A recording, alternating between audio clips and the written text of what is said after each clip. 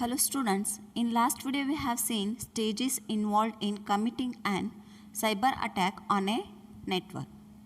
Next we will see various tools used in those kind of attacks.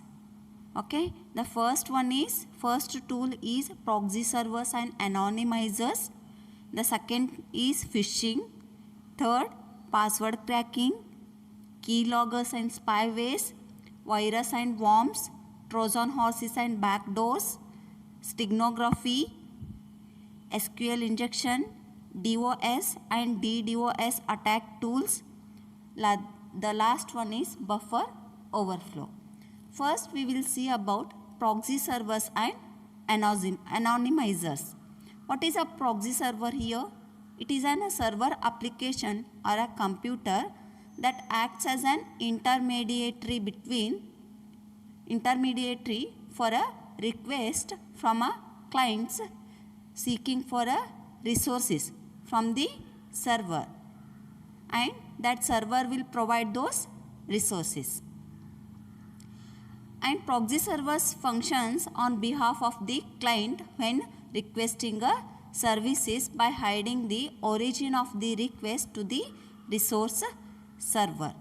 Here attacker first connects to a proxy server, then establishes a connection with the target system through existing connection with the proxy. This enables an attacker to surf on a web anonymously and it will hide the attack.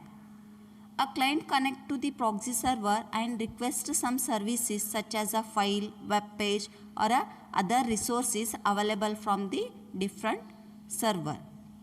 The proxy server evaluates the request and provides the resources by establishing a connection to a respective server, and request is required and required service it will provide on behalf of the client.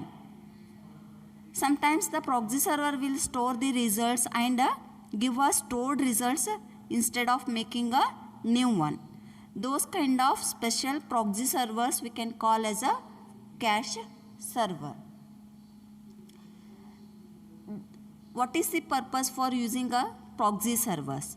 First is it will keep the systems behind the curtain, means it will hide the system IP address, mainly used for security purpose. These proxy servers are used for mainly for security purposes, and it speeds up the access to a resources.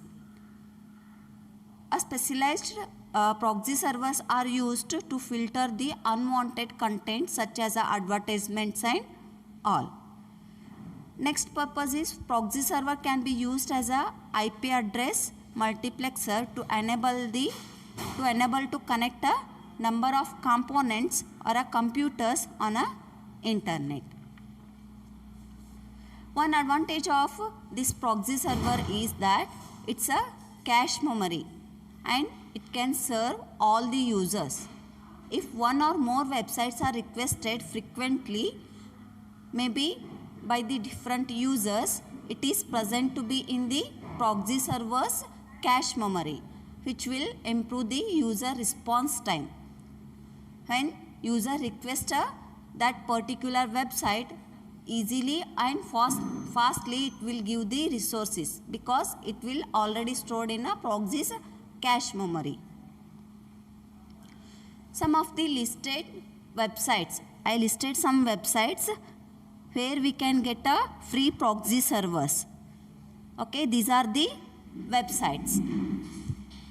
Next is an anonymizer or an anonymous proxy. It is a tool that attempts to make a activity on the internet untraceable or unable to found. It accesses the internet on the user's behalf and it protects the personal information by hiding the source computers, identifying information like IP addresses and all. Anonymizers are the services used to make a web surfing anonymous by utilizing websites that acts as a proxy server for the web client. The anonymizer hide or remove all the identifying information from the user's computer while the user surfs on the internet, which will ensure the privacy for that user. And these are the some websites where we will get the more information about the anonymizers. Next technique is, or we can say tool used by an attacker is phishing. While checking the email, for example, while checking a email one day, user finds a message from a bank saying that to close his or her bank account. Although the message seems to be suspicious or doubtful from the contents of the message, it is difficult to conclude that it is a fake or a false email. These kind of messages or other similar messages are the examples of a phishing. Then what is phishing?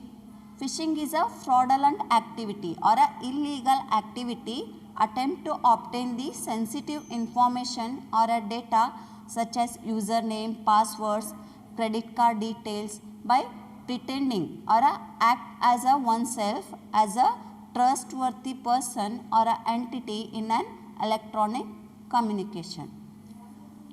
Most of the people associate this phishing attack with the email messages that spoof or mimic the banks or other business companies like Amazon.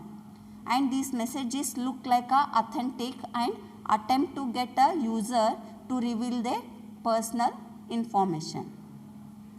Next we will see how phishing works and what are the phases involved in this phishing technique. The first one is a planning. Here criminals or attackers or phishers decide the target, whether they need to target an individual or a specific business or a organization, and determine how to get the email address of that target or a customers of that business. Next, phishers often use the mass mailing and address collection techniques for this planning. The next step is a setup. Once phishers know which business or individual to spoof, then they will create a methods for delivering the message and to collect the data about the target. Most often this data includes email addresses and a web page. After setting up, the next step is an attack.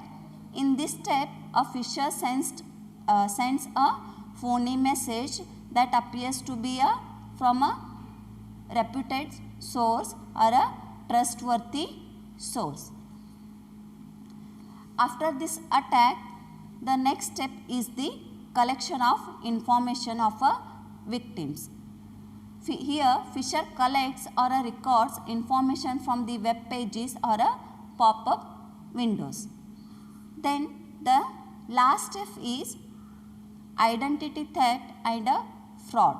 Here, phisher uses the information that they have gathered to make illegal purchases or committing a fraud.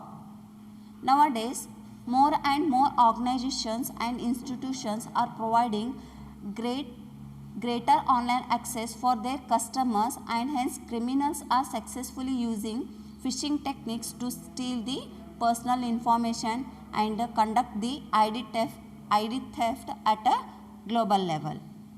Thank you.